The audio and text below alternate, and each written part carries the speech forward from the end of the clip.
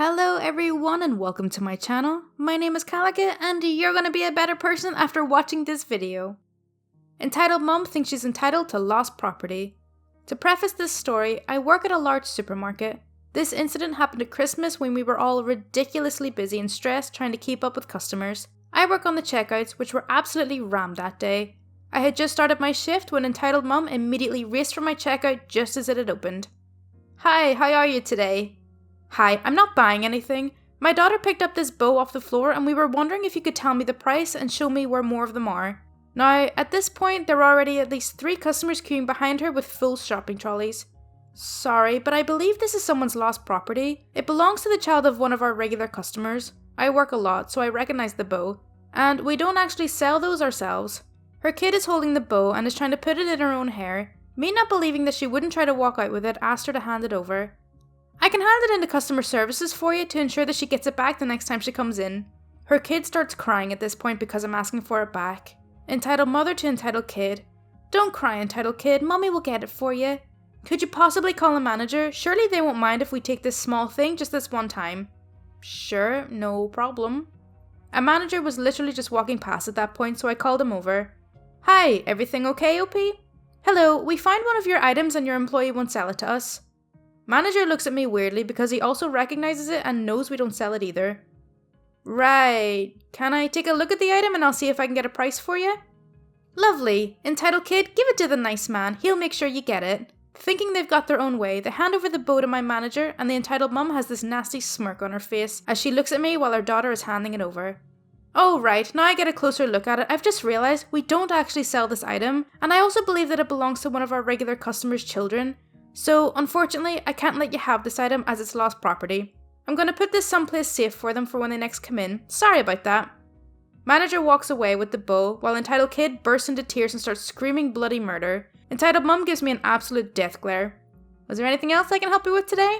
She makes this sort of noise and starts dragging her kid off while muttering about getting in contact with her head office. The customers in the queue were all trying not to laugh at her as she walked off. Ah, I love working in retail. Entitled Dad gropes me and harasses my little sister.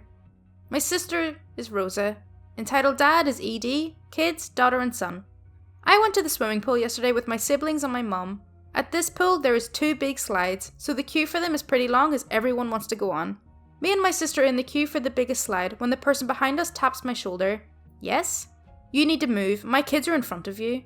Now, I would have let them through if his kids were only young, but they were both adults, so I say no, because Rosa has been looking forward to going to this pool for ages and I can tell she'll get annoyed if I let this guy through. Maybe this was the wrong thing to do, but it's what I thought was right at the time. Sorry, no. The guy doesn't seem to care, so I go back to talking to Rosa. However, a few minutes later, I feel a hand on my bum and it squeezes. I spin around to look at this old effing creep and he just smiles at me in a "this is what you get" attitude. I don't want to make a scene, so I just glare at him and move closer to my sister. Not a minute later, he starts to throw water at us. Now, we haven't been in the pool yet, and this water is from this man's fat, sweaty body. Needless to say, Rosa was pissed. I stop her from saying anything as I'm scared that he'll do something worse. I know looking back that's stupid, and I should have made a scene, but at the time I was pretty afraid. His kids are obviously pissed at him and tell him to stop, to which he gropes his own daughter's bum and smacks his son's ass. He is now leaned in between me and my sister and is brushing against me. His kids go down the slide and me and Rosa go to wait at the platform and I didn't see the sweaty twat again, thank God. I told my mum about it and she gave me a big hug and told me that if we saw him again she'd slap him. 10 out of 10 parenting, best mum. Anyway, my sister had a great time. My mentally ill ass hated it because of the noise and the amount of people, but my mental illness is a story for another day. That man is absolutely putrid, what a friggin' ogre. If some massive creep splashes sweat on me, I'd vomit all over him. I protect a child. Entitled parents accuse me of assaulting their son and call the cops on me. I've debated with myself about sharing this story on here over the past several weeks because of how upset I still get over the situation. I care deeply about the children I work with, no matter how challenging their behaviour is or what their obnoxious parents are like. I love working with kids who have special needs and struggle with their behaviour. I remember what it was like to be that kid, so I can put myself in their shoes. Everyone involved in this will be referred to as such. Entitled Mom is EM. Entitled Dad is ED. Me, necessary pronouns. Challenging Kid, CK. I don't want to call him entitled because I don't think that's fair to him. Cops are cops, director is director, and secretary is secretary. Other teacher is OT. TLDR at the end of the post. This is a long one because I have a lot to say, but I understand if some of you don't want to read a long post. Important backstory. I had already been having a bad day. I was working as a floater for this school and was in a different classroom than the incident I'm going to share, and one of the kids from that class assaulted me. Not the nonsense hitting that preschoolers normally do, this kid actually assaulted me. I had a mildly split lip from what he did. He was pulled out of the classroom and immediately sent home. I had to call the front desk a few times about this kid's behaviour because of how disruptive he was, and needing to have admin step in to take over, in their eyes, was not making me look like I could handle things on my own. Looking back on it, I never should have been expected to handle any of this on my own, regardless of how much experience I have with children who behave like this. Some situations are better left in the care of admin. So after I was done in the preschool room, I hopped over to one of the 2-year-old rooms. I really enjoyed being in this class and the other 2-year-old room because I adored these kids. What great personalities they had. Challenging Kid in particular could be very sweet, and I felt I was connecting with him really well, even though I wasn't in his class every day. Other teacher informed me of some basic stuff I needed to do and then left the classroom. While sitting at the table with all the kids, Challenging Kid kept shouting "F you" at me, and I kept reminding him that we don't use that language in this class. One of the other students was repeating what I said to Challenging Kid, and this child was especially upset by Challenging Kid's behaviour. Challenging Kid resorted to giving me the middle finger. Remember, Challenging Kid was just over 2 years old when this happened. 2 years old, and he's giving me the middle finger. The first time I told him he couldn't do that, he started doing it to the other children. I reached out and covered his hand with mine, told him he couldn't do that, and surprisingly, he stopped it. It usually took me telling him 5 or 6 times before he'd sort of stop other behaviours, so this made me feel really good about my bond with him. Challenging Kid was insistent on jumping around during snack time, trying to hide where I couldn't easily see him, and generally causing a lot of commotion. Another younger student was doing the same thing, so I was dashing back and forth constantly, and it was exhausting. All the while, I'm being as chill as I can be, because I wanted Challenging Kid to have a good afternoon. According to the other teacher, his day had been pretty rough. I wanted his parents to have some good news for once. At one point, other teacher came back into the room, and I asked her if Challenging Kid giving the middle finger was a new behaviour, and she said it wasn't, and that his parents and admin were aware of it. When I gathered all the kids for circle time, Challenging Kid participated well and was really helpful. I could tell he felt good about himself, and that was a huge win for us both. Feeling like things were on the right track, I presented to them all my afternoon plan for them, which was story time and then hanging out in the exercise room, which they really enjoyed. I picked a story about counting, and this book was an extra favourite of all the kids in the class. Challenging Kid absolutely could not sit down for story time. The younger student who had been bouncing around during snack couldn't stay seated either, so I let him sit on the carpet and play with a couple of toys rather than chase him everywhere. He was too young for that class, and yes, admin knew that. This allowed me to put all my focus on Challenging Kid. Challenging Kid would jump up with such force that he'd bang into the other 2 kids.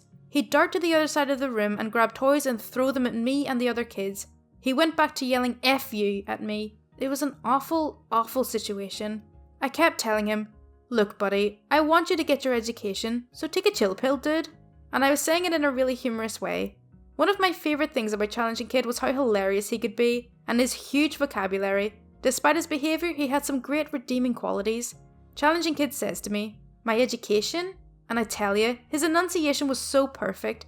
This kid was a great talker. He'd make a great comedian in the future if his parents gave a crap about him. I was like, "Yeah, your education, now park it." Again being humorous, but also meaning it. Well, keeping it lighthearted didn't work. Challenging Kid started getting more and more aggressive.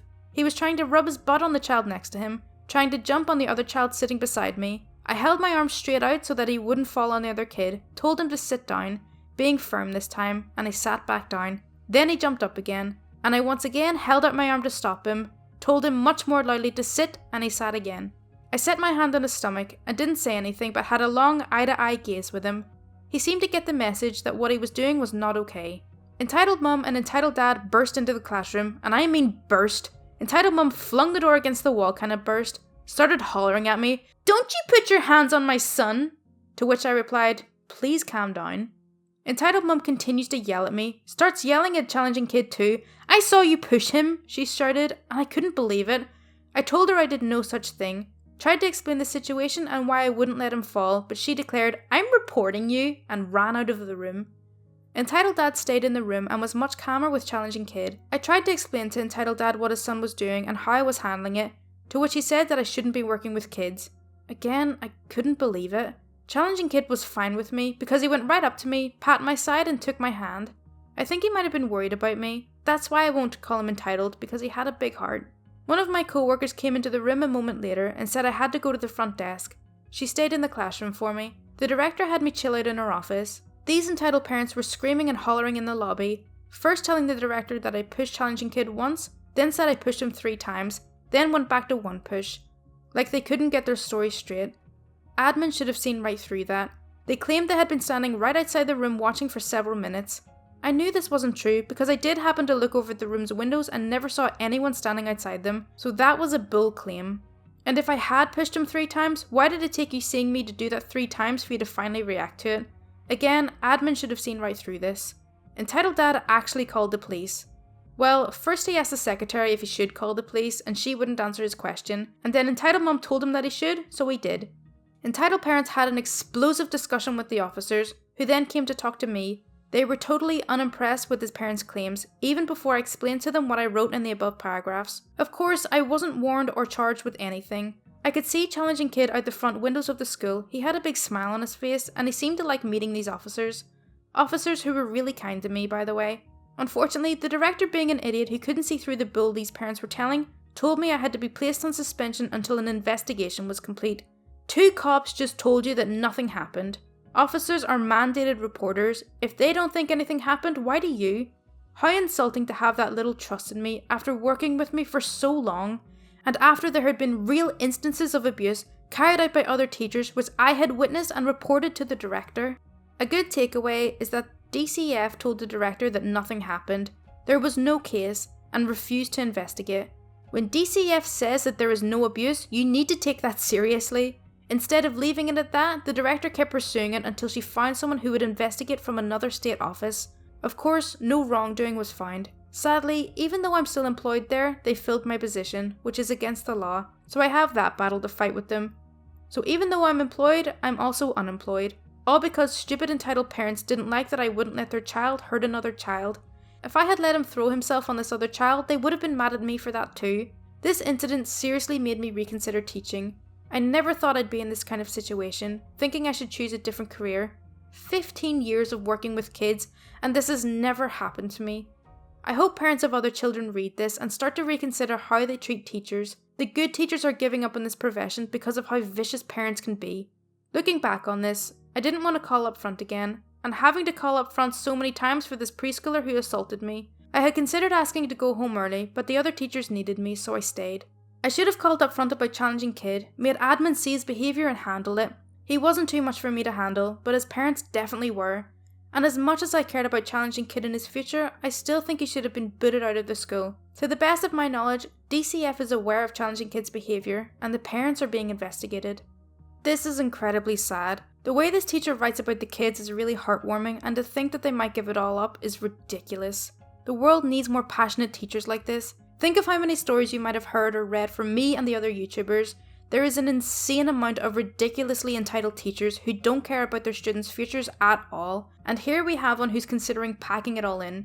It's really sad, and I hope they find a decent school to work in because we need more people like that. Okay, so that's all for r/entitled parents. I really hope you did enjoy this one. As always, if you do want to see more content like this, please do subscribe. Thank you so much for watching. Bye!